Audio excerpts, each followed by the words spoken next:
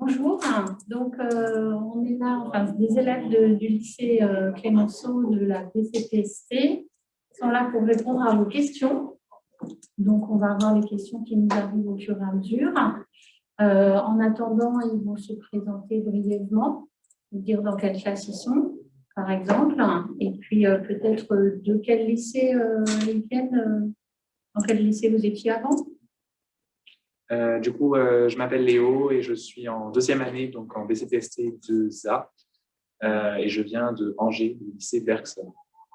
Bonjour, moi je m'appelle Oxane Bugin et je suis en 5,5, donc j'ai redoublé ma deuxième année en BCPST 2A également et je viens du lycée Victor Hugo à Château-Gontier en Mayenne. Bonjour, moi je m'appelle Constance, je suis en BCPST deuxième année, j'ai aussi redoublé, je suis en 2B, je viens des Cordeliers à Dinan. Bonjour à tous, moi c'est Sonam, donc je suis arrivé en première année de BCPST cette année et je viens du lycée François Rabelais dans le sud de Vendée. Et bonjour, moi je m'appelle Loïlise Briouet et je viens du lycée Pierre Mendès France et je suis en première année. Pierre Mendès France, c'est ça ? À La Roche.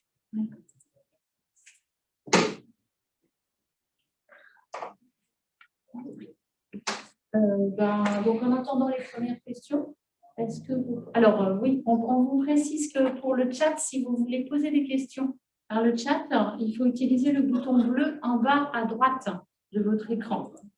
Voilà, donc on attend vos questions. En attendant ces premières questions, eh bien, les élèves vont parler un petit peu de leur année, de leur scolarité au lycée. Peut-être les SUP d'abord, pour nous dire comment ils ont trouvé ça, leur arrivée en prépa. Ok, du coup, début d'année de prépa, un peu spécial quand même cette année, mais globalement super intéressant. Enfin, on a des cours super cool, des profs super quali, etc. Après, rythme un peu dur à prendre au début. Ça, on a dû déjà vous le dire au lycée. Les profs nous le redisent quand on arrive qu'il ne faut pas être stressé si on est si on a un peu l'impression d'attraper un train en marche. Mais voilà, globalement, je suis super contente d'être là et puis ça va bien se passer. Oui, plutôt pareil. En général, très bonne ambiance parce qu'on entend souvent dire que la prépa, il peut y avoir une ambiance de concurrence ou quoi, mais vraiment dans la classe cette année, en tout cas cette année, et pour ma part, c'est une très bonne ambiance de classe, de l'entraide, du travail en groupe. Les profs sont là, sont à l'écoute. Comme disait Loïlis, au début, ça fait un peu bizarre le rythme à prendre par rapport à la dose de travail et à l'exigence qu'on nous demande par rapport au lycée, parce qu'on n'a pas l'habitude, on n'a pas cette exigence, on ne demande pas cette exigence-là au lycée aussi. Mais on s'y habitue et puis ça se fait, quoi. Voilà, ça roule après. Ok. Léo, alors, deuxième année? La deuxième année, plutôt dans la continuité de la première année finalement. Je n'ai pas trouvé qu'il y ait eu de si grosses marques de ça entre les deux. La première année fait un peu mal quand même, surtout quand on vient du lycée. Après, voilà, on s'y fait. Et puis les conditions sont particulières aussi. On a encore la chance d'être en présentiel. Et donc voilà. Ok. Et donc l'expérience de 5,5 alors?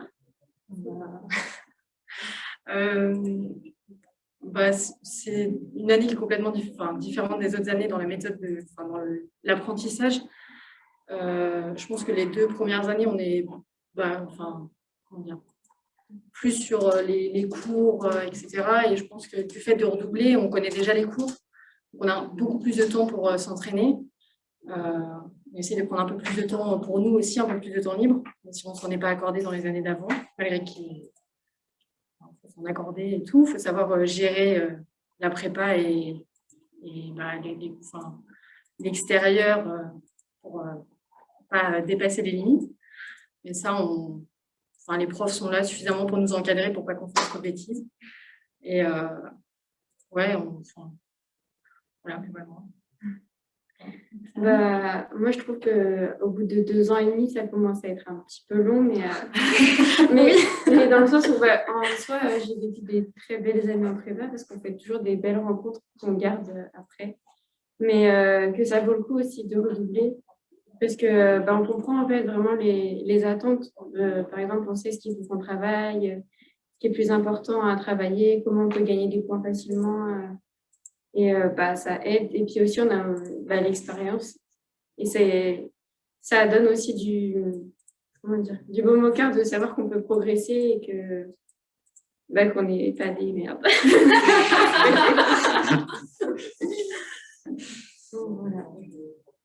Alors, on a une première question là. Est-ce que vous arrivez à conserver des activités extrascolaires? On n'a pas trop de questions à prendre. Donc, moi, c'est vrai que c'est une question qui me touche pas mal parce que l'année dernière, au lycée, je faisais beaucoup d'activités extrascolaires, de la musique, de l'athlétisme, du karaté. Tout ce qui est sport en club, personnellement, j'ai pas pu continuer parce que déjà, du fait de la distance et puis du fait de la dose de travail. Mais il faut savoir quand même que j'arrive à courir 2 à 3 fois par semaine. Je me réserve ces temps-là et c'est des temps, je pense qu'il faut se réserver. Si vous avez une passion ou un hobby qui vous fait du bien, faut savoir que vous ne pourrez peut-être pas forcément en faire autant, mais vous pourrez toujours en faire un petit peu et c'est des temps qu'il faut vraiment arriver à se garder pour justement pouvoir décompresser, penser à autre chose et le faire sans culpabiliser aussi parce que on se dit que on pourrait passer ce temps-là à travailler, mais non, au final, si c'est des temps qui nous font du bien, après on sera plus efficace dans le travail et puis on sera mieux, quoi. Voilà. très bien. Alors, une autre question. Doit-on commencer à se préparer au contenu du programme BCPST durant l'année de terminale? On va prendre cette question. Moi, honnêtement, je sais que dans mon lycée, ils faisaient un peu des cours prépa, histoire qu'on se prépare. Mais honnêtement, si c'est pour l'été, prenez du temps pour vous, profitez. Et puis, je pense que se préparer en soi, ça peut faire un peu peur, on ne sait pas trop à quoi s'attendre.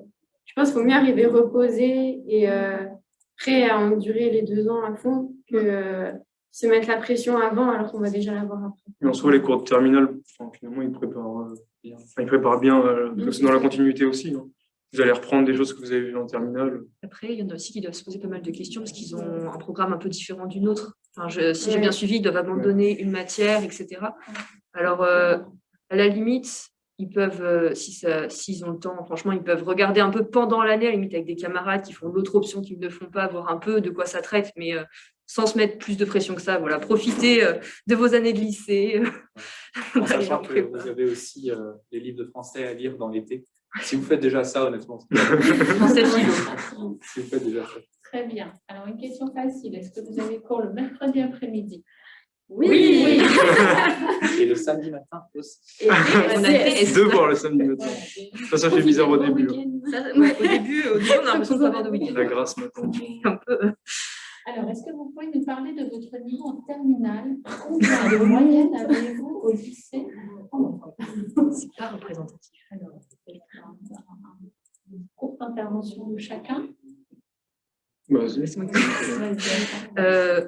En terminale, j'étais à 19 de moyenne, mais je nuance, c'était pas franchement représentatif puisqu'on a eu la terminale Covid.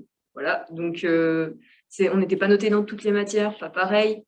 Donc, à nuancer. Et j'ai des amis qui étaient à 14-15 de moyenne, qui s'en sortent très bien en prépa. D'accord. Donc moi, pour ma part, j'étais dans un lycée niveau moyen hein, et j'avais 15-16 de moyenne. Donc j'étais 2 troisième de classe, voilà, à peu près. D'accord. Et là, vous vous en sortez comment? Ah bah, très bien. Très bien. Ça va, ça se passe bien. Enfin, plutôt bien. Ça remonte. Je crois que j'avais, je sais pas, 15 comme ça. Mais je pense que ça dépend beaucoup des lycées. Donc, oui, bien sûr. Malgré qu'on est, je sais pas, ça va de 19 à 15, et, je sais pas, mais je pense que globalement, ça dépend pas mal des lycées. Et tu étais dans ta classe, tu étais à quelle je sais pas, j'étais dans les 5 premiers, un truc comme ça. Moi, j'avais 16,5 moyenne aussi, je crois, et j'étais première de classe. Oui, ça dépend. Puis en plus, ça dépend aussi de la motivation et des méthodes de travail, je pense. Oui. Moi, j'avais 18 aussi, j'étais premier de classe, mais je pense qu'il faut aussi nuancer sur le fait que cette année, on a des élèves qui avaient 13 ou 14, je crois, 13 peut-être minimum, en terminale, de moyenne générale. Mais je pense que ça ne veut rien dire parce que la logique de travail au lycée est vraiment différente de ce qu'on attend en prépa. Et des élèves comme moi, qui avaient finalement très bien réussi le lycée, ont pris très cher en prépa parce que ce n'est pas les mêmes attendus. Et donc, le temps de se réhabituer, les personnes qui étaient moins bonnes au lycée peuvent être vraiment beaucoup plus douées finalement dans les attendus de prépa. Donc, c'est aussi à prendre en compte. Puis ils sont plus habitués à travailler aussi. Surtout. Ceux qui, généralement, ont des moyennes un peu plus basses, ils vont être plus rapides dans leur travail. Et quand on a eu des facilités, on se reposait un peu, quoi. Pas trop compliqué. Concentration. Ouais. Alors, on avait donc une question. Pensez-vous qu'il soit possible, ou du moins judicieux, de choisir une LV2?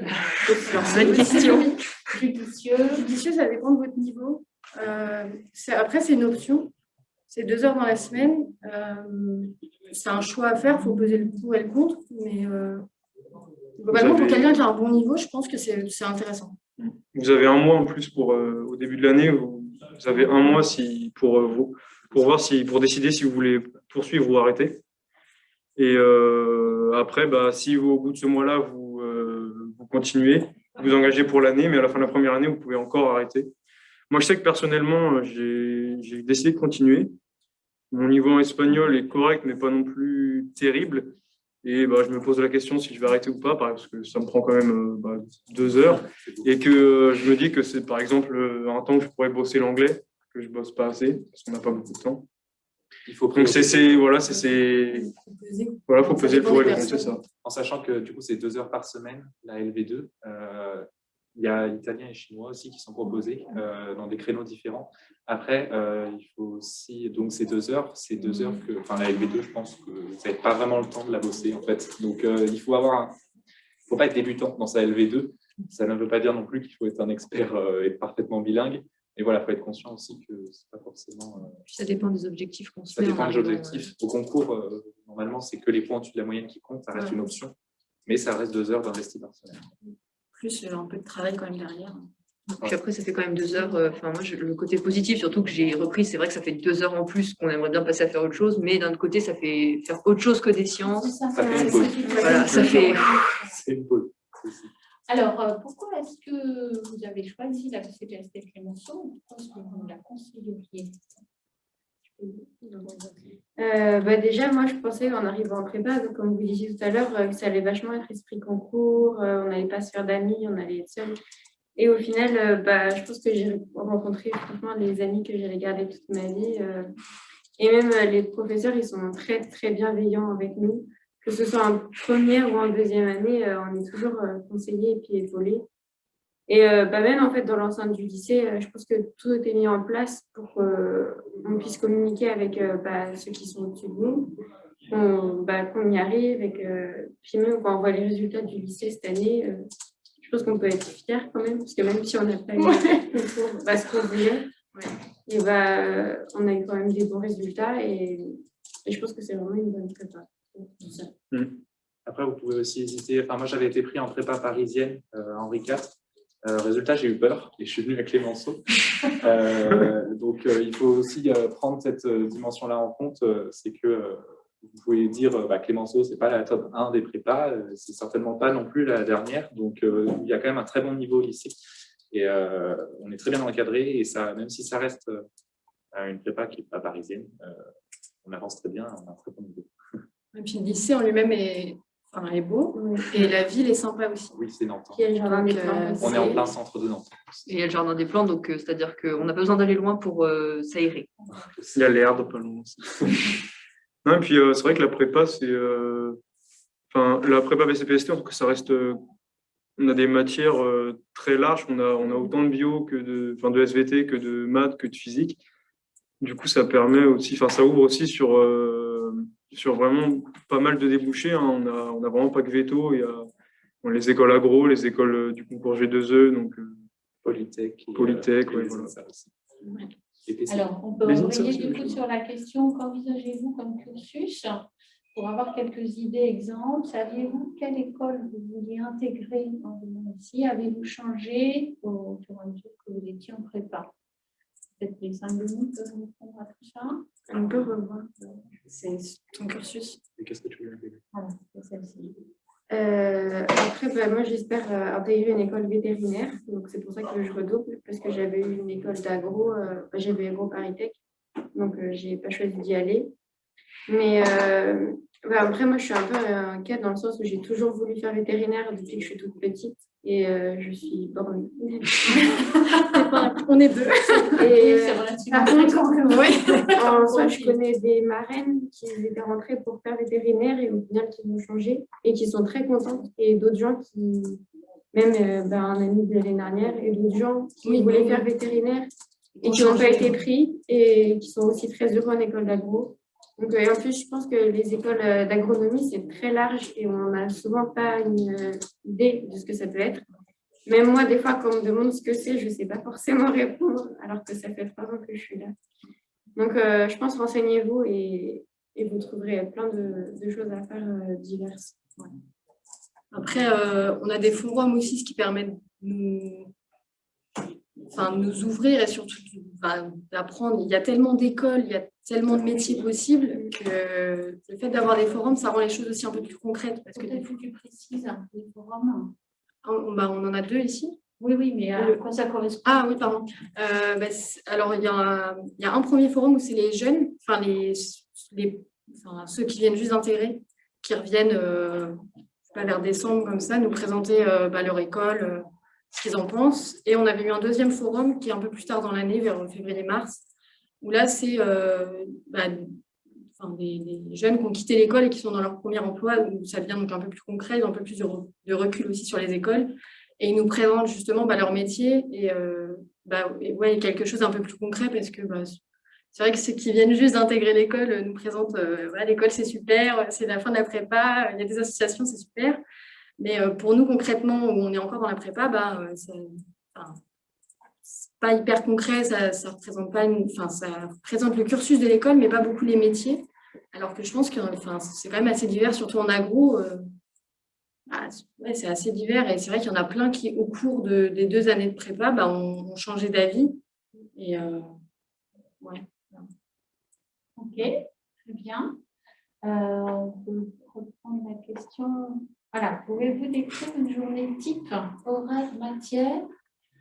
Est-ce que la charge de travail le soir est très importante? C'est déjà parti de ça. Donc la journée type, il faut savoir qu'on a une journée de cours qui est relativement courte en fait, pour être honnête. On va avoir des cours qui vont faire 8h, 16h, 17h peut-être. Avec la LV2, ça peut rajouter, mais il faut comprendre qu'on termine les journées relativement tôt. Comparé au lycée, on pouvait terminer les cours 18h, voire plus tard, parce qu'on a des cols le soir, donc ça se prépare, c'est des taux horaires en plus. Donc la journée de cours, en fait, souvent l'image que j'utilise, c'est qu'on a une journée de cours et à la fin de la journée de cours, on a une deuxième journée qui commence, c'est la journée des révisions et du travail personnel. Donc voilà, c'est assez rythmé quand même. Après la question, la charge de travail le soir est-elle très importante? Oui. Après, ça dépend des gens, tout le monde ne gère pas ça de la même manière. Après, vous allez apprendre à beaucoup changer de méthode de travail aussi et passer plus ou moins de temps aussi à gérer, à faire des essais. C'est aussi ça, à apprendre et découvrir quelle est la meilleure manière pour travailler. Et la charge de travail le soir est très importante. On bosse en moyenne, je ne sais pas pour vous, 22h, 22h30, 23h, jusqu'à 23h. Ouais, donc, après, ça dépend du rythme aussi. Il y en a qui se lèvent très tôt, oui, qui se couchent très tôt aussi. Ouais, ça dépend. Certains travaillent mieux le matin, donc ils se lèvent dès 4h pour travailler. D'autres, ils se couchent très tard aussi. Il faut faire des essais. Après la journée de cours et de colle, vous gagnez combien d'heures de travail alors en moyenne? Il faut compter. Si on finit pour à 16h, ça dépend. 5 En plus. Moi, je dirais. Ça fait 17, 19 et 19. On considérait qu'on a 1 heure, une heure le soir jusqu'à 23h, 22h, 23h. Donc, dans l'idéal, 5 heures, je dirais. Oui, c'est ça. Le soir. 5 heures. Après, c'est. Comment? Et le week-end? C'est varié. Ça dépend ce qu'on fait. Alors, le dimanche. Alors, Ouais, Moi, je fais partie de la team qui se réserve le samedi après-midi, en tout cas en première année, qui me réservait le samedi après-midi de repos. En deuxième année, c'est moins possible, mais aller travailler le dimanche ensuite. Puis surtout le samedi enchaîné, généralement on a 3 heures de DS le samedi matin, enchaîné en travaillant, c'est souvent un peu dur. Moi, je sais que je suis très fatigué le samedi après, mais je suis incapable de travailler. D'accord. Moi, je fais une bonne sieste perso, donc Plutôt sieste d'abord et après travail à la limite, Ouais. mais pas enchaîné. ouais. Petit travail de l'anglais. Voilà, les langues justement, voilà, les langues, c'est le moment de les caser.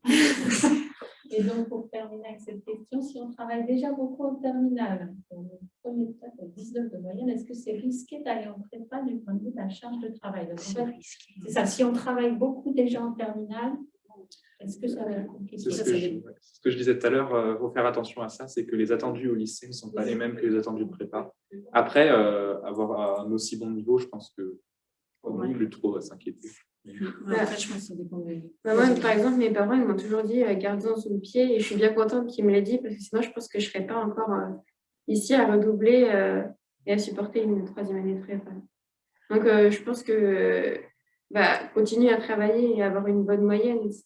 Mais enfin, juste, je pense que ne mets pas de pression et puis essaye de profiter de cette année pour prendre du temps pour soi.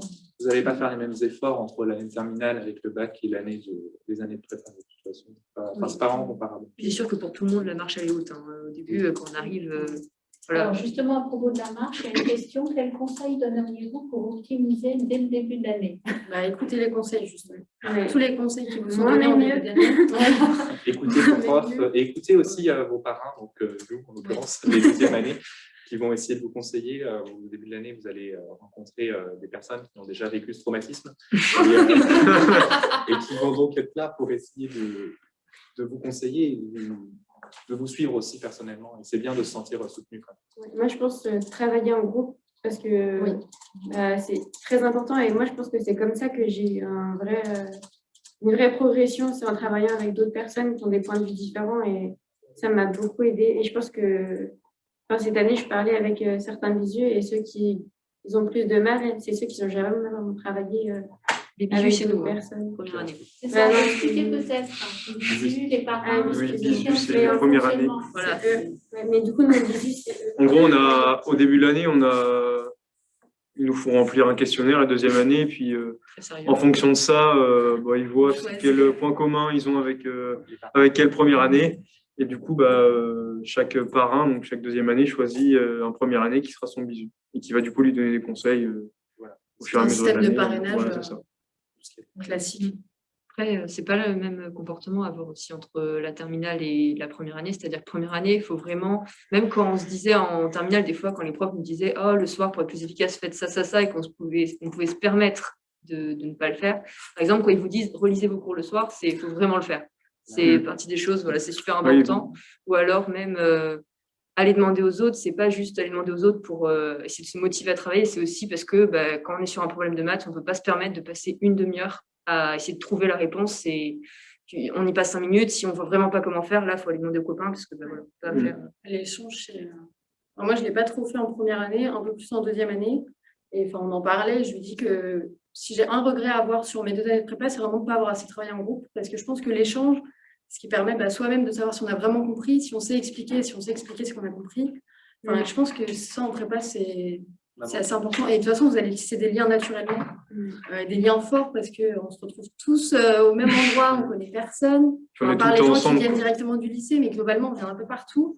On arrive, on ne connaît personne et on vit tous la même chose. Tous dans Donc la forcément, même on tisse des liens rapides et assez forts.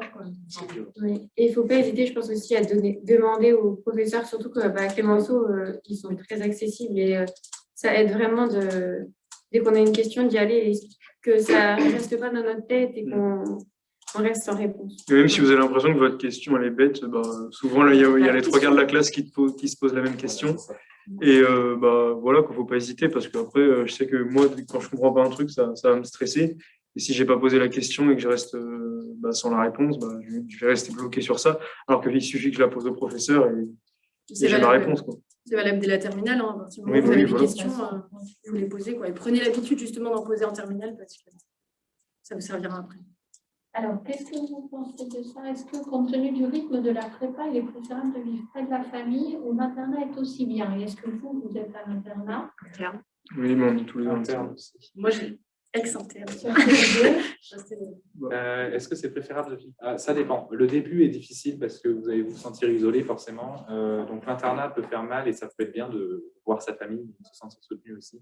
Après, une fois que c'est passé, bon, ça dépend des gens, évidemment. Certains ont le besoin de voir leur famille tous les week-ends, d'autres non. Et puis l'internat, vous allez former une nouvelle famille avec votre coloc et vos amis. Donc, On est 2 par chambre. voilà, vous êtes 2 par chambre aussi. Et est-ce que c'est préférable de vivre près de la famille ou l'internat? Ça dépend des gens. Ça dépend des gens, c'est toujours pareil, c'est difficile de savoir. En tout cas, l'ambiance à l'internat, c'est bien. Oui, trop bon. C'est un peu une grande famille. Enfin, nous, je sais, dans mon couloir, on est plusieurs de BCPST, on est vraiment 6 chambres à peu près avec des bios tous autour. Et c'est vrai que c'est hyper pratique pour les questions, par exemple. Non, mais c'est vrai, même là, avec le Covid, on a un couvre-feu, on doit partir plus tôt. Alors qu'avant, les autres années, ils avaient jusqu'à 23h, je crois, Oui, si je me trompe 23 pas, heures. pour être au lycée. Donc là, c'est vraiment super d'être à l'internat, on va toquer à la porte d'en face et c'est bon, on peut ouvrir le dialogue, quoi. Après, avec les désavantages, par contre, liés à la vie en communauté, par exemple, toujours, voilà, c'est comme ça reste un internat. Il y a une question sur la moyenne en BCPST. Une moyenne de Bon, c'est classe. vraiment pas significatif. Ça veut dire quoi? Ouais, c'est quoi la moyenne? C'est quoi la moyenne déjà? Parce que déjà, les moyennes, elles sont ajustées par rapport. Enfin, en BCPST ou en prépa en général, on est noté par rapport aux autres. Donc, on peut avoir des très bonnes notes. Si on remet nos notes sur 20, on a 2. Enfin, c'est pas abusé, mais. Non, mais ouais, des fois, Oui. on est noté par rapport aux autres. En fait, globalement, on a enfin, c'est comme si vous imaginez un DS qui est sur 180 points. Et le premier, si on a 180, derrière le ratio, enfin, ça revient à une note sur 20. Mais si le premier, il a que 20 points, enfin, tout est décalé comme ça. Donc, c'est vraiment fait par rapport au premier. Donc, après, la moyenne, globalement, va être ramenée à 10 C'est ça, pour un DS. En fait, c'est parce que vous passez des concours et pas Ouais, notamment, et donc de toute façon, la notation se fait par rapport au groupe à chaque fois. Ouais, et puis, il y Parce a qu'en fait, une le question classement est aussi, peut-être plus une question qui est revenue, je pensais par exemple au conseil de classe, il y en a qui se demandaient s'il fallait avoir 10 de moyenne pour s'en sortir en prépa, etc. Justement, c'est pas spécialement révélateur, quoi. Oui, il n'y a pas besoin de 10 de moyenne pour passer en deuxième année, quoi. Pas du tout. Ah oui, pas. C'était ça les questions aussi qui revenaient. Voilà. Est-ce que vous conseillez de travailler en dehors du temps scolaire son niveau d'anglais en terminale pour se préparer à la prépa? N'abandonnez pas l'anglais. Ouais.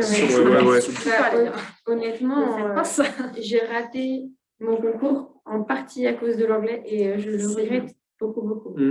C'est vraiment fondamental. On attend on prépare ça forme des ingénieurs, des vétérinaires, mais on attend d'un ingénieur qui soit presque bilingue en fait.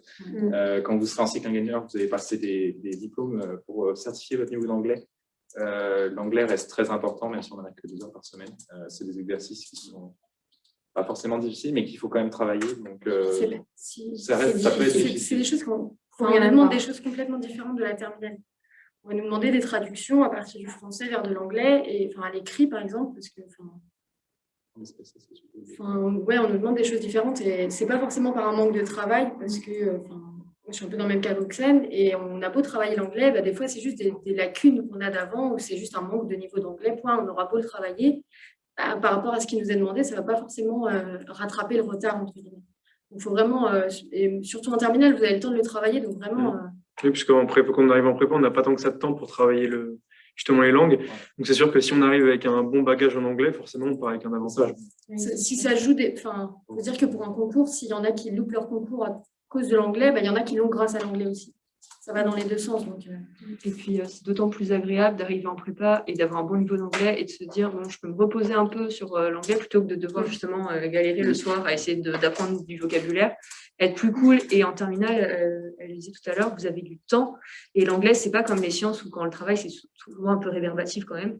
L'anglais, il y a plein de moyens, même ne serait-ce que d'écouter de l'anglais avec des séries. Enfin, surtout souvent, tout le monde regarde des séries. Rien que ça, de la mettre en version originale, voire avec des sous-titres français, ça fait énormément travailler et après, c'est super. Et obligez-vous à passer le cap de mettre les sous-titres en anglais. Oui. Voire dans le Ouais, voilà. Très bien. Alors, quels aspects des SVT étudiez-vous? Est-ce que vous découvrez de nouveaux aspects des SVT en prépa?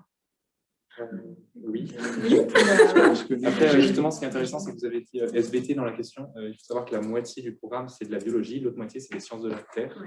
C'est moitié-moitié. Il faut avoir bien ça à l'été. Vous n'allez pas faire que de la bio, vous allez faire beaucoup de géologie aussi. C'est bien. C'est bien, la géologie. C'est vraiment très intéressant. Après, découvrez-vous de nouveaux aspects, évidemment. Le métabolisme. Le métabolisme. Super intéressant. On voit les petites Ouais, c'est molécules. beaucoup plus précis aussi parce qu'on reste pas mal dans le qualitatif. Et vous allez avoir un gros bagage aussi sur les bases, quoi, en fait. Qu'est-ce que c'est qu'une cellule, c'est l'interaction, toutes les molécules, et vous allez vous former un esprit critique par rapport à ça, qui va être très important ensuite. Moi, je dirais en première année, c'est plus vraiment la biologie cellulaire, métabolisme, etc. Et en deuxième année, ça devient un peu plus concret, à plus grande échelle, avec par exemple les écosystèmes, la respiration, le cœur. Mais en soi, tout est vraiment hyper intéressant. Les deux années sont liées, donc des choses que vous allez voir en deuxième année vont utiliser des choses de première année. Et vous allez Pas comprendre, inversement, vous parce que allez ça faire devient bien. compliqué, mais Puis c'est assez, moi je trouve c'est assez motivant. On arrive à des cours, alors qu'au lycée, on savait toujours qu'il y avait quelque chose derrière. On savait qu'on ne disait pas tout. Et là, on en arrive quand même à des là, les scientifiques travaillent sur ça actuellement. C'est les méthodes qu'on utilise pour le Covid, par exemple. On a fait des choses en TP qu'ils utilisent dans les labos, ce qui est quand même assez incroyable. Côté motivation à faire le TP, c'est assez fou. Voilà, donc c'est franchement. Et en géologie, alors? La géologie, c'est beaucoup plus poussé. Je sais qu'en terminale, la géologie, tout ce que vous faites, c'est les dorsales et C'est des et exemples un peu plus de précis. modèle Prem et de la Terre, et voilà, c'est tout. Mais un peu d'isostasie. Mais au final, là, ça pousse la sédimentation, en fait, le métamorphisme. ouais, on voit un peu le cycle en fait, parce qu'on va voir du volcanisme, de la sédimentation, enfin, Voilà. ouais, on voit un peu le cycle. Donc, on sent un peu touche à tout. En fait. Ouais, et puis honnêtement, même si je ne veux pas faire G2E ou des choses comme ça, je trouve ça très intéressant aussi Puis ça change de s'intéresser à un peu de tout. Très bien. On va répondre rapidement à celle-là. On l'a un peu dit tout à l'heure, mais peut-être pas assez clairement. Pour les élèves en 5 qu'est-ce qui a motivé votre redoublement? Est-ce que vous n'aviez pas l'école de votre choix ou bien est-ce que vous n'aviez rien eu? Pas l'école de notre choix. Oui, c'est ça. Qu'est-ce qui a motivé le redoublement? C'est ça. Et justement, il faut être motivé pour vouloir redoubler. Il y en a qui ne veulent pas redoubler parce qu'ils savent pertinemment qu'ils ne vont pas être capables d'endurer une autre année. Après, ça se réfléchit. Ouais. Il faut du temps. Vous ne pouvez pas penser maintenant déjà au doublement. Moi, ce qui a motivé, honnêtement, c'est aussi le fait d'avoir raté de peu mon concours. Et puis, de me dire qu'on nous laisse deux chances. Alors, ce serait bête de ne pas les tenter. Alors, toujours dans les gens qui veulent faire veto, ceux qui veulent faire veto, pour quelle raison être passé par la prépa plutôt que par la fac? Bah, il y a plus de place. Il y a plus de place en prépa. Puis la fac, c'est 3 ans aussi. Et c'est pas je pense que quand on passe par la fac, on a peut-être plus de notions. Enfin, comment on dit? On pratique peut-être un peu plus tout ce qui est en théorie et tout, mais alors qu'en prépa, on va avoir plus de connaissances. Enfin, je pense que c'est deux systèmes différents. Mais je pense qu'on a aussi moins de chances d'arriver à faire des tout par la fac, par rapport au nombre de C'est qu'il y a moins de place. Quoi. Puis c'est moins suivi quand même. Il faut se dire qu'en fac, là, on est des classes, on est nombreux, mais on a quand même des profs qui nous sont un peu attitrés. Enfin, on a des profs qui nous ont que nous, qui sont vachement à l'écoute. On fait beaucoup de TP aussi, et des TP, c'est pas possible avec les amphithéâtres de 100 ou 200. Ils font des TP aussi. Ouais, ils font des TP à la fac. Après, ça reste un concours par la fac aussi, de toute façon. Donc, que vous fassiez par la fac ou par. Maintenant, en ce moment, c'est plus compliqué avec les nouvelles histoires des écoles veto qui leur propre filière. Alors, justement, sur les effectifs sont assez importants en prépa. Est-ce que c'est dérangeant pour vous? Non. On est souvent en demi-groupe aussi, que ce soit en TD, en TP, Puis, en langue. Donc, c'est vrai que ça limite quand même pas mal. Et puis même on s'y habitue, même en cours magistraux au début. Au début, c'est un peu bizarre, une classe à 46, mais on s'y habitue après. C'est presque plus silencieux que des classes à 30 Voilà. au lycée. En fait, on est là tous pour apprendre, passer un concours, on est motivés. Donc, en soi, personne ne parle trop, il n'y a pas de bavardage. Parce que ça, c'est quand on est tous fatigués. On sent quand les vacances arrivent. Normalement, on est tous là, on est tous passionnés par ce qu'on fait, et on a tous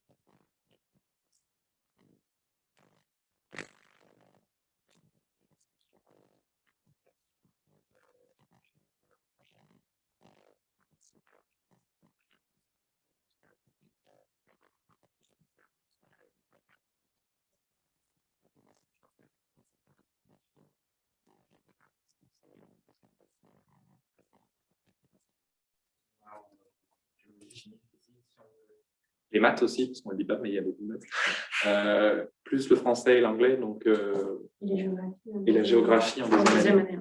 Pour les oraux. Ouais, en deuxième année, on a de la géographie en matière et c'est hyper intéressant. On parle de tout ce qui est qu'est-ce qu'on va cultiver en fonction de la région de France, etc. Donc, on voit les AOP, les vins, les fromages. Énormément de connaissances, mais c'est hyper intéressant. Ouais, et en plus, on a...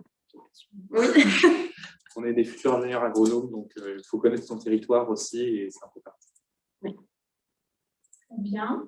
Est-ce qu'il y a des élèves qui viennent de plus loin que le Grand Ouest dans les classes? Région parisienne, sud de la France? Oui. Ouais, l'année dernière, on avait une amie qui était de La Réunion. J'en ai une aussi, cette année qui est On en de a une Paris. aussi cette année. Oui, de Martinique, ouais. Ouais. Et, moi, j'avais ma marraine, elle était de Narbonne, donc sud de la France aussi. Moi. une amie qui venait de Rodez. Et en première année, même en deuxième, elle était encore là. Il y avait une fille qui venait de Guyane. Ouais. Enfin, ça vient un peu C'est- partout. Il y en Hein. a du Oui, sud-est ça- aussi. Là, Après, c'est une minorité. Bah, moi, je suis- Oui, c'est une minorité, mais enfin, c'est pour en dire tout que c'est cas, pas ça parce se que. fait, oui. Je ne sais pas si C'est c'est une vraiment question par rapport à la plus sélection dedans. ou juste pour savoir. Oui, pas forcément interne aussi, parce qu'il y en a, ils pensent peut-être que ce sont forcément des internes, il y en a qui viennent de loin, qui ne sont pas internes. Voilà, ils ont pris un appartement, ils sont débrouillés avec le CROUS, etc. Mais voilà, ça se fait aussi. Quels sont les effectifs des classes? 48 au début de l'année. 48 au début d'année, 45 dans les 3 semaines. Bon, ça se vérifie. Il y avait justement une question tout à l'heure, l'administrateur, sur les abandons. D'autres en première moi, j'ai année, est-ce que remarqué. vous en avez une? Nous, on n'avait que 1. Que un cette année. On a eu la Et meilleure 3 dans classe l'autre. aussi. Pas un B. Trois en B. Ou 2 au bout de 15 jours la première année. Ouais, et à la fin de l'année, 4.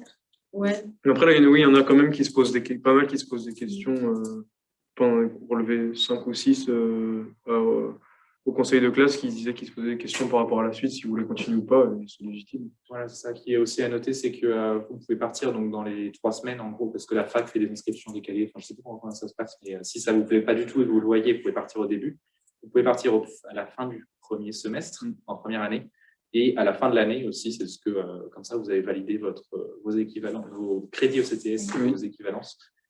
Et voilà. Et à la fin des 2 ans, vous pouvez valider, vous avez validé normalement une L2 en biologie ou en sciences de la Terre. Et Exactement ce que c'est. il n'y a pas en chimie, non? Peut-être, on a fait nos dossiers l'année dernière. On a des équivalences en fait à la fac. Ouais, voilà. Et donc, après, on peut continuer. Je pense que vous pouvez continuer directement après une prépa. On peut rejoindre une L3. Voilà. C'est Pas juste besoin de après. repartir dès le début. C'est juste, faut réfléchir aussi. Quand vous allez en prépa, vous savez qu'il y a des attentes. Vous savez qu'il va y avoir une charge de travail aussi qui va être importante. Quand on voit nous en première année, c'est vrai qu'au bout de 15 jours, je trouve que les premières semaines ne sont pas hyper représentatives de la suite de l'année parce qu'on n'a pas l'école, on n'a pas encore les DS. Et ensuite, on les a. Après, je pense qu'il faut aussi se poser des questions. On s'en rend compte, malheureusement, quand on est en prépa, mais il y a quand même une sélection qui est faite et je pense qu'il faut quand même réfléchir à savoir si vous allez être capable d'endurer aussi les 2 années de prépa et tout, parce que il y a des gens qui peuvent ne pas être pris et qui, après, on ne sait pas, du coup, ils n'ont pas été pris, mais peut-être que sur la durée, ils auraient tenu aussi, parce que il y a une pression qui nous est mise et il faut réussir à Oui, il faut supporter. faut savoir que si le lycée vous a sélectionné, c'est aussi qu'ils ont cru en vos capacités, que si vous êtes pris par le lycée ou même dans un autre lycée, même s'il y aura quand même une forte pression, vous persuadez que vous êtes capable de le faire et que c'est pas pour rien que vous avez été pris. Même si ça va être forcément des fois un peu dur et que vous aurez des doutes, mais on en a tous. Oui, non. Très bien. Alors, est-ce que vous pouvez expliquer en quoi consiste l'école? L'école, c'est des interrogations orales, donc des exercices oraux notés. Donc, c'est noté, oui. Vous êtes par groupe de 3 et vous allez passer avec un colleur, donc un professeur qui sont recrutés par nos professeurs pour nous faire passer ces interrogations. En maths et en physique, en BCPST, ça consiste à faire 2 ou 3 exercices au tableau. Tout ce que vous faites, c'est avoir un exercice et le faire avec le colleur qui vous regarde derrière. Le but principal, c'est de s'entraîner. Voilà, le but principal, c'est de s'entraîner. Il ne faut pas le prendre, il y en a qui prennent ça comme très sérieux parce que vous êtes noté. Non, vous avez 2 cols par semaine, les notes ne comptent pas vraiment. C'est surtout le moment de s'entraîner et d'interagir avec quelqu'un qui s'y connaît. Et ça permet un suivi très personnel aussi parce que vous n'êtes que 3 pendant 1 heure avec quelqu'un qui est très doué dans son domaine et c'est vraiment l'occasion parfaite de progresser. Et en biologie, En biologie, on nous donne un sujet et on a 30 minutes pour préparer un tableau. Donc, on illustre, on fait un plan par rapport à ce sujet-là, on pose une problématique et ensuite, on a en gros 5 minutes pour exposer à l'oral ce sujet-là. Derrière, on a des questions et on a aussi un document qu'on doit étudier avec sur lequel on dialogue avec le collègue. Ça, cette forme-là, c'est spécifique à l'exercice oral qu'il y aura au concours si vous êtes admissible. Oui. C'est un entraînement aussi par rapport au concours. Et il y a l'école de géographie aussi en 2e année. Ça, c'est seulement aussi pour si on est admissible au concours pour les oraux. Et ça consiste, on a 45 minutes avec une grande carte au 1,50 millième ou à 25 millième, c'est l'échelle. Mais avec dessus, par exemple, les activités, par exemple, s'il y a des fers, des bâtiments. Et en gros, on a un sujet, on doit poser une problématique et un plan sur notre sujet. Par exemple, ça peut être les espaces agricoles normands. Et on doit parler sur ce sujet pendant 20 minutes. Donc, ça, c'est très court la préparation par rapport au temps. Mais c'est vraiment des points qu'on peut facilement gagner, je pense, si on s'intéresse vraiment à ce qu'on fait et qu'on comprend la méthode, etc. Je pense que c'est vraiment quelque chose à s'investir dedans parce que c'est facile de gagner des points. Et il y a l'école d'anglais. Voilà. En gros, il y a 2 formats. Il y en a un où on nous donne un texte de colle. On a une demi-heure pour préparer. Donc, au tout début, on nous donne, même maintenant, on l'a un peu plus tôt dans la semaine, avant d'avoir notre colle. Mais normalement, en tout cas au concours, on a une demi-heure pour préparer. Et derrière, pareil, on doit faire un résumé, un commentaire par rapport au texte. Donc, on pose une problématique, un plan. Et ensuite, on discute. Donc, c'est 10 minutes. Oui. 10 minutes. Et on a un autre format qui est une vidéo de 2 minutes, je crois. Oui. Et on fait un résumé, on prend des notes dessus et derrière, on débriefe ce qu'on a vu, on restitue la vidéo avec le collègue. Mais il faut savoir qu'au concours, on a les 2 formats. On fait l'un après l'autre. C'est des exercices qui sont pour les admissibles. Une fois que vous êtes admissible, c'est des épreuves aussi. Donc, après les écrits. Vous avez des résultats après. On passe les concours, donc là, au mois de fin avril, normalement. Covid, merci. On a 3 semaines de préparation, on passe les écrits, on a à peu près un mois dans lequel on attend nos résultats. Enfin, on commence à travailler les oraux, mais on a en gros 1 mois où on attend nos résultats et derrière, on sait si oui ou non on va aller aux oraux. Si on ne va pas aux oraux, voilà. Et si on va, on se prépare pour les oraux et voilà. Si vous réussissez vos oraux, vous pouvez être admissible. Si vous avez réussi les oraux.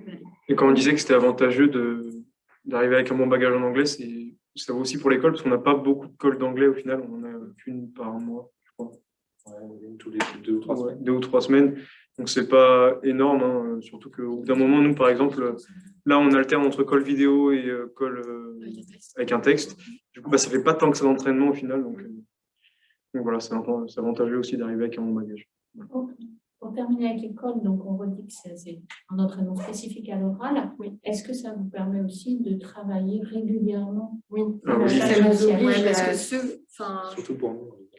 Ouais, et puis on voit, nous pour discuter avec donc ceux qui sont maintenant en 2e année et qui ont eu le Covid, qui ont du coup pas eu de colle, et on se rend compte qu'ils ont beaucoup plus de retard. Ça dépend des gens s'ils ont continué à travailler chez eux et tout. Sauf que comme il n'y avait pas l'école, en fait, quand on a l'école, on est obligé de travailler notre cours et on est obligé de le pratiquer. Parce que même si on n'a pas le temps de s'entraîner avant, on arrive à l'école, voilà, on n'a pas le choix. Donc, du coup, on a un travail continu et qui nous oblige aussi, nous, à travailler et à prendre continuellement nos cours. Et je pense que là, sur le Covid, on voit justement l'importance aussi d'école. Et ça nous permet d'avoir un travail régulier. Puis inscrire aussi le cours qu'on vient de faire dans la continuité de ce qu'on a fait depuis le début de l'année, quand il faut des fois revenir sur des choses qu'on a déjà vues avant, etc. Ça nous oblige à reformuler et à relier ensuite. À prendre du recul, des liens entre les choses. Et à revenir sur des cours sur lesquels ça fait longtemps qu'on est venu, du coup, ça nous oblige à réviser. C'est des moyens aussi de ressasser. Quand on répète, forcément, on retient. Et pour terminer avec l'école, alors cette fois définitivement, le colleur est-il un des professeurs que l'on a dans l'année? Et puis, est-ce qu'il y a aussi l'école de français philo? Alors pour l'école de français philo, non. C'est pas en BCPST, vous en avez en MPSI et en PCSI, je crois aussi, mais pas en BCPST, pas de colle de français. Parce qu'il n'y a pas de français à l'oral. Parce qu'il n'y a pas d'épreuve de français à l'oral. C'est qu'une épreuve écrite chez nous. Et le colleur est-il un des professeurs que l'on a dans l'année. Votre prof va faire l'école, normalement. Quelques profs près. Mais sinon, ce sont des professeurs qui enseignent certainement des fois à l'université, soit des professeurs du lycée aussi. Je crois qu'ils doivent être agrégés. Question d'agrégation. Très bien. Au niveau des vacances scolaires, la charge de travail est-elle aussi importante qu'en temps normal? On peut faire des pauses. Ouais. Les profs, ils nous le disent généralement, quand on arrive le vendredi avant les vacances, ils nous disent, bon, alors, ils nous donnent une liste de devoirs d'abord, et après, ils nous disent, reposez-vous. On a la liste, mais ils nous disent, bon, vous vous obligez, 2 jours au moins, vous ne faites rien. Moi, je sais que je fais une semaine sans rien faire du tout. Moi, je fais une semaine sans rien faire du tout, parce que j'en ai besoin. Et, après, la deuxième semaine, il faut s'y mettre, parce que on a quand même pas mal de choses à faire. Mais c'est vrai que ça fait du bien de se reposer, parce qu'on en a besoin. Je sais que par exemple, 7e semaine, je commence à être fatigué. Donc je vais prendre une bonne pause avant de m'y remettre pendant les vacances. Mais c'est important. Puis surtout du fait que le samedi, on est court, etc., qu'on est à l'école toute la semaine, on est un peu toute la semaine à fond. Le samedi, on continue sur la même lancée. Le samedi après-midi, généralement, on est tous morts. Donc après, le dimanche, on fait les devoirs et hop, c'est reparti le lundi. Alors qu'on arrive à la fin, on est... La difficulté, c'est qu'on n'a pas vraiment de vrai week-end, vu qu'on est quand même pas mal coupé à cause du DS le samedi matin et très fatigué. Donc les vacances sont bien plus. De grasse mat à la place d'une. Après, je pense que ça dépend aussi de chacun. Par exemple, moi, j'aime pas prendre complètement une semaine de repos, après me dire, oh là là, je dois faire tout ça, je préfère faire un petit peu tout le temps. Mais après, en me laissant quand même, par exemple, les week-ends, je sais que le week-end juste avant la rentrée, je me laisse vraiment sans rien faire, histoire de repartir sur de bonnes bases, etc. Mais j'aime bien, par exemple, me dire, je travaille les heures où je suis efficace, donc le matin ou très tard le soir. Et entre les deux, je me laisse faire ce que je veux. Je pense que ça dépend des gens aussi. Moi, je rentrais jamais... Je rentrais qu'aux vacances, donc forcément, pour moi, les vacances, c'était fou. Voilà, quoi. Le premier week-end, il faisait du bien juste de faire une pause. Quoi. Alors, on peut reprendre une question, on avait déjà un peu répondu, mais quelle différence entre les attendus de terminale et les attendus de la prépa? C'est pas mal Léo qui avait dit, donc peut-être quelqu'un d'autre. Déjà, il y a les oraux. Avec l'école, déjà sur l'oral. Ouais, on travaille beaucoup l'oral. Alors après, au niveau de je sais que nous, en terminale, par exemple, ils valorisaient la démarche, comment on allait, si on n'avait pas le bon résultat, c'était pas très grave, alors que au final, les applications numériques en physique ou en maths, ça compte quand même. Il y a une méthode, une épreuve en maths, c'est calcul et raisonnement, donc il y a quand même calcul. Et aussi raisonnement. Ouais, voilà. Oui, au maths, au début, ça fait bizarre parce qu'on n'a pas la calculatrice. Et on se rend compte qu'en fait, au lycée, on utilise sur la calculatrice et du coup, on ne sait pas calculer en fait. Les premiers DS, on a vu marqué sur la copie pas de calculatrice interdite, voilà. On a vu des applications qui sont là. Oh. Du coup, on a appris à calculer de tête et au final, ça se fait. C'est magique. Ouais, c'est magique. Il y a des petites méthodes. Non, mais c'est vrai, en DS, en terminale, on fait des calculs sur la calculatrice pour se rassurer en plus. Hein. Ouais. Non, mais Alors, on n'a pas besoin. Pour être sûr quand même. mais c'est pour ça que c'est dans l'optique de nous responsabiliser. La calculatrice, ça a toujours été un outil pour Oui. nous rassurer. Et aujourd'hui, on vous l'enlève en Oui. physique, des fois, en maths, Mettez très pas souvent. toutes vos formules dedans, il va falloir Ça les sert à apprendre dans tous les cas un jour. Voilà. Donc, Il nous apprenez enlève vos plus la formules. calculatrice Et en même, maths physique. Au final, maintenant, quand on a le droit de l'avoir, on s'en sert presque pas. Ça, c'est vrai. Parce que ça va plus vite de Vous faire de apprenez à vous tête. faire confiance aussi. Très bien. À quelle école peut-on postuler après la prépa? Cette formation est-elle axée pour devenir ingénieur en agronomie ou peut également propice à une formation d'ingénieur en biologie? Les deux, c'est hyper vaste. C'est très vaste. C'est très, très vaste. Enfin, déjà, les concours, on a 3 banques de concours. Donc, c'est agro-véto avec dedans Polytech. Donc, vous avez des écoles de biomédicales, PC Bio. Des écoles de Biotechnologie. physique et de chimie, enfin, plus axé chimie, bio d'ailleurs. Après, il y a l'ENS, donc l'école normale supérieure. Donc là, Pour on faire forme des enseignant. profs. Le recherche, On enseignement. cherche des enseignant. chercheurs. G2E. Et G2E, ouais. Donc c'est G2E, c'est géologie ou environnement. Donc ça va être mené sur des écoles dans la géologie, génie civil, l'environnement. Mais là, oui, Très, très large. voilà, Et très très déjà, large. dans l'agro, c'est divers. Enfin, vous allez travailler dans la forêt quand vous pouvez aller travailler chez Danone. Quoi. Et faire des statistiques à Decathlon aussi. Oui. Enfin, je trouve que, nous, il y avait quelqu'un qui était venu nous présenter ça. C'est vraiment hyper vaste. Et même en faisant vétérinaire, il y a plein de métiers différents. On ne peut pas être vétérinaire que de clinique. On peut aussi faire des inspections à l'étranger ou diriger des boîtes pour vendre des médicaments. Donc, Les et abattoirs, aussi les alimentations. vétérinaire militaire. Enfin, vraiment, c'est très, très large. Je ne me rends pas trop compte quand on termine au lycée. Généralement, on a plus l'impression que c'est le bout du tunnel et C'est qu'on ça. va déboucher sur les études sup et que voilà, on sera hyper ligne droite. Alors qu'en vrai, là, quand on est allé, nous, en début d'année, là, on a fait le premier forum orientation. Déjà, avec le nombre d'écoles qu'il y avait, ça fait bizarre. Et dans une école, ils ont plein de spécialités. Donc, quand on dit que BCPST, c'est un peu une filière générale, c'est pas une blague. C'est-à-dire qu'il y a vraiment, on peut tout avoir. C'est un peu comme quand on vous présente Parcoursup et toutes les formations qu'il y a possibles en terminale, nous, on est un peu comme ça avec toutes les écoles accessibles à la fin de la prépa. Et puis aussi, je pense qu'avec, si on arrive à avoir une école d'agro, enfin, toutes les écoles qu'on peut avoir, on a la possibilité de changer de métier tout au cours de notre vie, tellement. Et puis il y a des passerelles entre toutes les écoles aussi. C'est sûr que si vous vous engagez dans un cursus, dans un certain cursus, il y a parfois des parallèles avec d'autres écoles qui vous permettent de changer, pas de changer totalement, mais de réadapter un peu en fonction de. Ou de faire des doubles diplômes. Voilà, aussi, c'est ça. et c'est vraiment très large. Très bien. Une question qui demande si tous les élèves passent-ils en deuxième année? Oui, normalement, en fait, Ça dépend ceux qui on abandonnent. est censé répondre non, mais oui, normalement, les élèves. Non, mais c'est pas la- c'est pas la- deuxième année. Tu sais qu'il y a des lycées où ils font moitié-moitié, en gros. Enfin, des redoublants, moitié redoublants et moitié deuxième année. Nous, les redoublants, on peut redoubler s'il y a de la place. Donc, s'il y a tant de premières années qui sont allées en deuxième année et qu'il reste des places pour nous. Donc, Aussi, je pense que si les professeurs, à la fin de la première année, ils viennent vous dire est-ce que tu es sûr que tu vas vouloir passer en deuxième, ça va être dur, etc. D'un côté, si vous êtes vraiment motivé, allez-y et ils vous laisseront passer. Mais après, il faut prendre en compte aussi ce qu'ils vous ont dit et que s'ils vous ont dit, c'est pas pour rien. Et il y en a, ils s'épanouissent beaucoup plus à la fac au final qu'ils auraient refait un an de prépa. Je pense que franchement, moralement, c'est dur. Physiquement, moralement. Ouais, donc, on faut vous pousse, écouter aussi. personne ne vous poussera à la porte, je pense, mais les professeurs, vous êtes censés être assez conscients aussi, essayer de voir où est-ce que vous en êtes dans vos capacités et ce qu'on peut attendre de vous, et aussi de savoir ce que vous êtes capable de donner encore. Donc, c'est aussi un travail sur soi. Puis, il ne faut pas non plus se tuer à la tâche.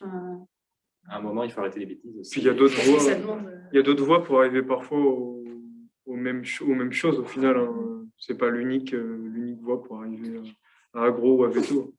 Oui, c'est pas facile psychologiquement. Non, non, c'est ça demande une force psychologique et physique.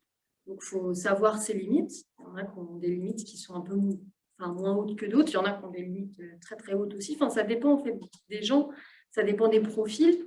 Et faut savoir, faut s'analyser, il faut se connaître un petit peu pour savoir jusqu'où on peut aller. Et une deuxième année, c'est long. Et c'est plus facile en fait d'aller, par exemple, à la fac à la fin de la première année qu'au milieu de la deuxième année. Donc, ça veut dire que derrière, vous devez faire toute la deuxième année aussi. Ouais, puis aussi, quand on est vraiment à fond dans la prépa, je sais que cette année, on a plus de temps, enfin, nous deux en tout cas. Et on se rend compte en fait qu'il n'y avait pas que la prépa dans la vie et au final, le reste, enfin, je ne sais pas comment dire. Peut-être bon guidon pendant 2 ans. C'est ça, le reste commence à un peu nous submerger aussi et il y avait peut-être des choses aussi à côté qui n'allaient pas. Et on s'en rend compte vraiment quand on a plus de temps. Enfin, quand on est en prépa, on ferme un peu les yeux sur tout ce qui nous entoure. Et on est vraiment à fond dedans et quand on se rend compte que il n'y a pas que ça, c'est dur aussi de faire la part des choses, je pense. Ouais. Ça, mais en tout cas, on ne vire pas de gens effectivement à la fin de la première année. C'est des choix éventuellement après conseil. Après, quelle proportion vous avez dit tout à l'heure? À la fin de l'année, effectivement, il devait y en avoir 8 qui sont partis. Mais il y en a qui ont intégré, en plus, il y en a qui ont intégré au milieu de l'année, parce qu'il y a eu des réponses Parcoursup. Enfin, il y a une fille, par exemple, elle a intégré une école d'agro en première année parce que en janvier, parce qu'il y avait une deuxième rentrée, enfin, il y avait une rentrée de septembre et une rentrée de janvier, donc elle est rentrée en janvier. C'était pas une école agro, c'était à Une école. L'UTC. L'UTC, c'est ça. Ah, oui. Mais du coup, c'est des écoles qui généralement passent pas par le concours pour sélectionner leur. Voilà. C'est sur mais dossier. Du coup, il y avait 8 avec 2 qui sont partis au bout de 15 jours, 2 qui sont partis au milieu de l'année et donc 4 à la fin de l'année. Et encore, je ne suis même pas sûre. Mais... Dans notre promo, ouais, c'est ça. Il y en a comme ça, 4 qui sont partis à la fin de l'année et 4 autres dans le cours de l'année, donc ça fait 8 places. Et voilà. Ça fait à peu près toujours. Enfin, je pense que c'est à peu près. Il y a environ 6-5 demi par classe. Ouais, donc je crois que c'est ça. Oui, c'est à peu près constant. Une quarantaine de montants sur des classes qui sont à 48. Et donc, sur une classe de 46 en deuxième année, cette fois, combien se retrouvent sans aucune école? Nous, cette année, je ne sais pas du tout les statistiques. Pas beaucoup, je pense. Non, le nombre admissible. Il y en avait 2, 3, 4. Nos parents, il y en avait 5 par là, je pense. Oui, c'est ça. Voilà, non admissible au concours et il y en a après, ça dépend des années, mais je dirais entre 2 et 6 par classe à peu près. Oui, c'est vrai, je pense que ça dépend des années aussi. Ça dépend, c'est pas facile de juger. Donc, on va s'arrêter là. On remercie beaucoup les élèves. Merci de votre participation. On vous rappelle qu'il y a beaucoup d'informations sur le site. Vous allez retrouver la plaquette du lycée, des informations sur Parcoursup, sur les écoles, etc. Donc, voilà, n'hésitez pas à aller consulter tout ça. Et puis, cette vidéo va être disponible dans la semaine, si vous voulez la regarder à nouveau. Voilà, bonne soirée.